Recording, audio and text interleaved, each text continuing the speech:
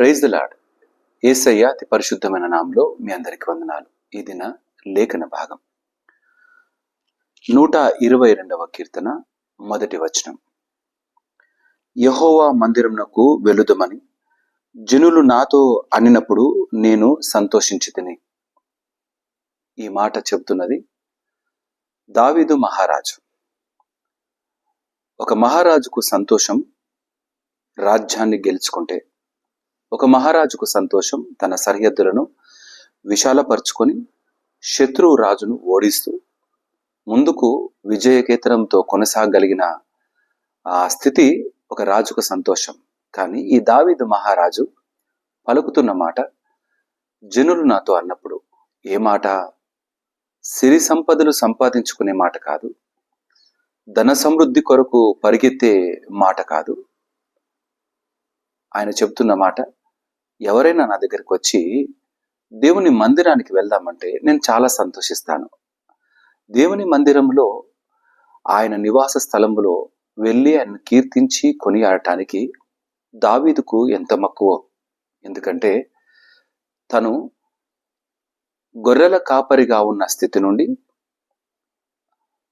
ఉన్నత శిఖరమైన ఆ యొక్క ప్రజలకు, ఇశ్రాయిళ్లకు రాజుగా నిలబెట్టిన, రాజుగా స్థిరపరిచిన ఆ స్థాయి వరకు రావడానికి కారణభూతుడెవరో ఆయనకు బాగా తెలుసు. అందుకే జనులు నాతో అంటే నేను సంతోషిస్తాను. ఏం చేస్తావు దేవుని సన్నిధానానికి వెళితే?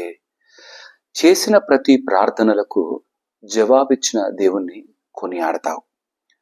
అడగక మునిపే ఇచ్చిన రక్షణ గూర్చి ఆయన్ను నమ్మకంగా ఆయన సన్నిధానంలో కృతజ్ఞత ఆరాధన సమర్పిస్తాం.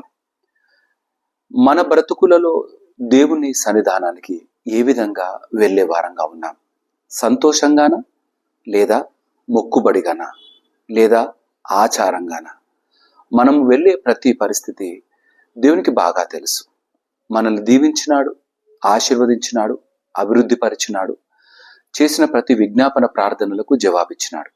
వీటిని పొందుకున్న మనము ఆయనకు కృతజ్ఞత చెల్లించటానికి, ఆయన ఇచ్చిన రక్షణను అనుభవిస్తున్న ఈ స్థితిలో ఆయన ఆరాధించటానికి దేవుని సన్నిధానానికి తప్పక వెళ్ళాలి. రేపటి దినం పునరుద్ధాన దినం. రేపటి ఆదివారం రోజున దేవుని సన్నిధానానికి వెళ్ళడానికి సిద్ధపడుతున్న వారు అనేకులు ఉన్నారు. కొందరు వెళ్ళాలా అంటూ కాస్త బద్దకిస్తున్న వారు కూడా ఉన్నారు. నీకు చేసిన మేళ్లను తలపోసుకున్నప్పుడు నువ్వు కృతజ్ఞత చెల్లిస్తావు.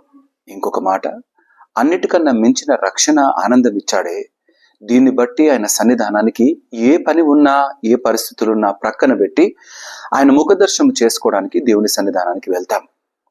మన ప్రయాణంలో మనము ఏ విధంగా ఉంటున్నాం? రేపటి దినానికి ఈ రోజే అన్ని సిద్ధం చేసుకొని ఉంటున్నామా?